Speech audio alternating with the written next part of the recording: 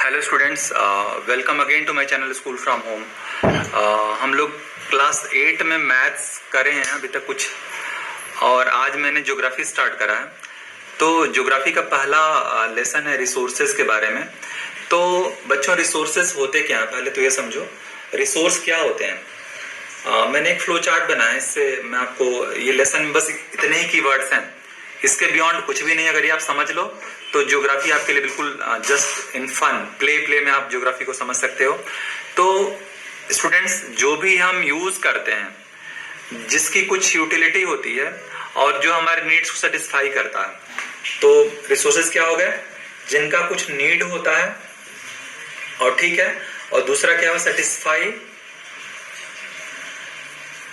Our needs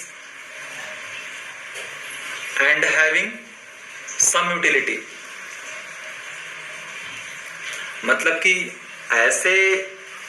ऐसी चीजें दुनिया में जो हमारे किसी काम की हो, मतलब हमारे मतलब केवल मेरे आपके नहीं, पूरे ह्यूमन काइंड के, पूरे मानव समाज के लिए जो यूजफुल होती है, दैट इज कॉल्ड रिसोर्स। ठीक है ना? अब देखो स्टूडेंट्स, आप समझो, रिसोर्स को यूज के आधार पे दो तरह के टाइप में बांटते हैं। ठीक है ना? जो पहला टाइप है वो है एक्चुअल रिसोर्स और दूसरा है पोटेंशियल रिसोर्स।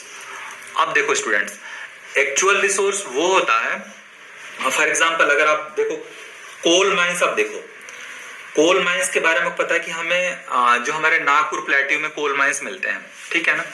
तो हमें पता है कि वहां पे कितना कोल है, तो we know what is the actual quantity of coal deposit into the Nagpur प्लेटू।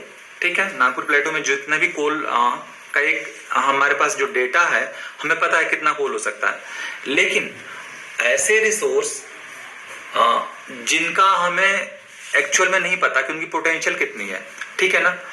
For example अगर हम यूरेनियम की बात करें, तो यूरेनियम के जो हमारे डिपॉजिट्स हैं, हमारे सपोज करो जम्मू एंड कश्मीर में कुछ पाए गए हैं, कुछ हमारे राजस्थान में पाए गए हैं, तो अभी वो हमारे प्रोग्रेस में है। तो उनकी पोटेंशियल जो हमें अभी नहीं पता कि कितने हैं, क्योंकि अभी हमारे साइंटिस्ट उस लेवल तक नहीं पहुंच पाए हैं ताकि उसकी स्टडी कर पाए प्रॉपरली। तो वो हमारे लिए इंडिया के रेफरेंस में पोटेंशियल रिसोर्सेज हो गए। तो एक्चुअल रिसोर्स हमारे पास कोल हो गया, ठीक है ना? पोटेंशियल हमारे रिसोर्स हो गए यूरेनियम हो गया, ठीक है ना? तो इस तरह से हम देखते हैं कि यूज के बेस पे दो तरह से मैंने समझा आप लोगों को। दूसरा टाइप है रीन्यूएबल के आधार पे। रीन्यूएबल का मतलब ये होता है क्या उसको दोबारा बनाया जा सकता है। तो ऐसे रिसोर्स जो कि दोबारा बनाए जा सकते हैं, that is called renewable resource. For example जो सनलाइट है, ठीक है ना? सनलाइट, दूसरा हमारी एयर है, तीसरा हमारा सपोज करो जो भी रिन्यूएबल सोच सकते हो आप, सनलाइट, वाटर, एयर, क्योंकि वाटर भी रिसाइकिल होता है। लेकिन जो नॉन रिन्यूएबल सोर्सेज होते हैं रिसोर्सेज के, कोल हो गया, ठीक है ना, पेट्रोलियम हो गया, क्योंकि ये रिसाइकिल नहीं होते, ये खत्म होने के बाद खत्म हो जाते हैं, कम हो जाते हैं।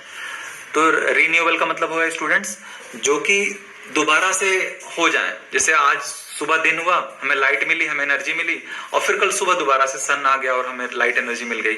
लेकिन अगर हमने आज कोल खत्म कर दिया, हमने पेट्रोल जला दिया, तो हमें दोबारा नहीं मिला। तो that is called non renewable source of resources. ठीक है? तीसरा है ओरिजिन के बेस पे, कि उनका ओरिजिन लिविंग है कि नॉन लिविंग है।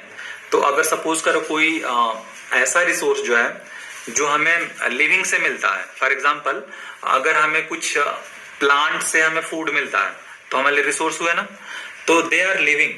तो जो हमारा फूड है वो हमें प्लांट से मिलता है, तो वो बायोटिक मतलब ये हो कि जो लिविंग थिंग्स जो हमें रिसोर्सेज मिलते हैं, दे आर कॉल्ड बायोटिक। और जो हमें नॉन लिविंग से मिलता है, नॉन लिविंग क्या होते हैं? जैसे हमारा लैंड हो गया, एयर हो गया, वाटर हो गया, तो इस तरह के रिसोर्स हम क्या बोलेंगे स्टूडेंट्स? एबायोटिक। एबायोटिक मतलब ये हुआ कि जो बायोटिक ना हो, मतलब कि जो डेड हो, उनको क्या बोलेंगे स्टूडेंट्स? उनको हम बोलेंगे एबायोटिक। ठीक है ना? तो हमारा नॉन लिविंग से जो हमें मिलता हो, फॉर एग्जाम्पल सन, ठीक है ना, या लैंड या एयर या वाटर, ठीक है ना। अब देखो सोर्स के आधार पे कि उनका जो सोर्स है नेचुरल है या मैन मेड है, तो सोर्स के बेस पे जो होता है नेचुरल और मैन मेड, तो नेचुरल हमें पता है कि हवा पानी सब ये नेचुरल रिसोर्स हुए। मैन मेड रिसोर्स क्या होते हैं स्टूडेंट्स, आप बताओ, सोचो, इंसानों ने क्या क्या बना दिया। जैसे मान लो रिसोर्स हमारा क्या हो गया, इंसानों ने जो बनाया, हमारा बिल्डिंग हो गई, ये कुछ जो व्हीकल्स हो गए, जो भी इंसान बनाता है। लेकिन सबसे बड़ी बात है स्टूडेंट्स कि जो ह्यूमन रिसोर्स होता है ना, वो सबसे मोस्ट इंपॉर्टेंट रिसोर्स होता है। ह्यूमन रिसोर्स को बनाने के लिए हमें उनको अच्छा हेल्थ देना पड़ता है, अच्छा एजुकेशन देना पड़ता है। तो ये हमारा ह्यूमन रिसोर्स ही सारे रिसोर्स का यूज करता है, ठीक है ना। तो human resource is the most important resource of this universe, ठीक है। अब देखो एक टर्म है ubiquitous resource, localised resource. Ubiquitous resource का मतलब ये होता है स्टूडेंट्स कि ऐसे रिसोर्स जो हर जगह पाए जाए, अर्थ पे सब जगह पाए जाए। फॉर एग्जांपल एयर जो है यूबिक्विटस रिसोर्स है। लेकिन लोकलाइज्ड रिसोर्स का मतलब ये हुआ बच्चों कि फॉर एग्जांपल हमारे पास गोल्ड माइन इंडिया में बहुत कम है, कोलार में कर्नाटक में कुछ है, और अभी यूपी में कुछ सोन हिल्स में पाई गई है, सोनभद्र के। तो जो रिसोर्स हमारे कुछ एरियाज में स्पेसिफिक पाए जाते हैं उनको लोकलाइज्ड रिसोर्स बोलते हैं, और जो हर जगह पाए जाते हैं for example air and water, उनको क्या बोलेंगे, यूबिक्विटस रिसोर्स बोले जाएंगे, ठीक है। तो ये हमारा रिसोर्सेज का पूरा एक समरी मैंने करा दिया। अब आप लोग ऐसा करिए, एनसीईआरटी की बुक ओपन करिए, उसमें कुछ पीछे सवाल दिए गए हैं, तो मैं करा रहा हूं एनसीईआरटी क्लास 8 का चैप्टर 1 का ज्योग्राफी का एक्सरसाइज। तो आप उसमें क्वेश्चन मैं रीड कर रहा हूं, आप बुक अपना खोल के देखिए। उसमें पहला क्वेश्चन है, why are the resources distributed unequally over the.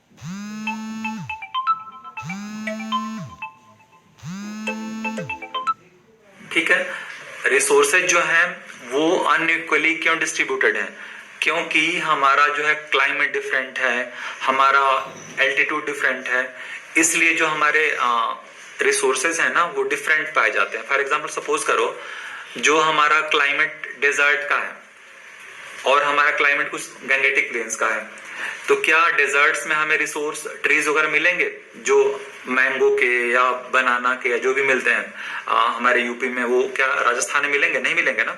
तो इसलिए जो हमारे रिसोर्सेज हैं वो एल्टीट्यूड पे डिपेंड करते हैं, हीट पे डिपेंड करते हैं, रेन पे डिपेंड करते हैं। जहाँ बारिश होगी वहां पे ज्यादा पेड़ पौधे होंगे, जहाँ बारिश कम होगी वहां पे बिल्कुल नहीं होंगे या कम होंगे। तो इस तरह से पहला क्वेश्चन हम लोग समझे। दूसरा क्वेश्चन है इसका, क्वेश्चन नंबर 1 का पार्ट बी है, what is the resource conservation. Resources को अच्छे से यूज करना so that they can be used by your further future generation, उसको हम बोलेंगे conservation of resource. Human resource क्यों इंपॉर्टेंट है?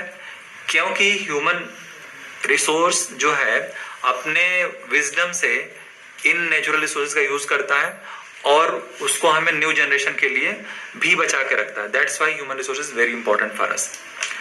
सस्टेनेबल डेवलपमेंट क्या होता है? सस्टेन करना, ऐसा डेवलपमेंट जो अभी भी हो और फ्यूचर में भी हो। मतलब कि अगर हम लोग सपोज करो बिल्डिंग्स बना रहे हैं या हम लोग कुछ कंस्ट्रक्शन का काम कर रहे हैं, तो आज हमने कर दिया और हमने सारे जंगल काट दिए, तो क्या जो हमारी अगली पीढ़ी है उसको ये सब काम कर पाएगी? नहीं कर पाएगी ना, क्योंकि हमारे पास जंगल नहीं रहेंगे।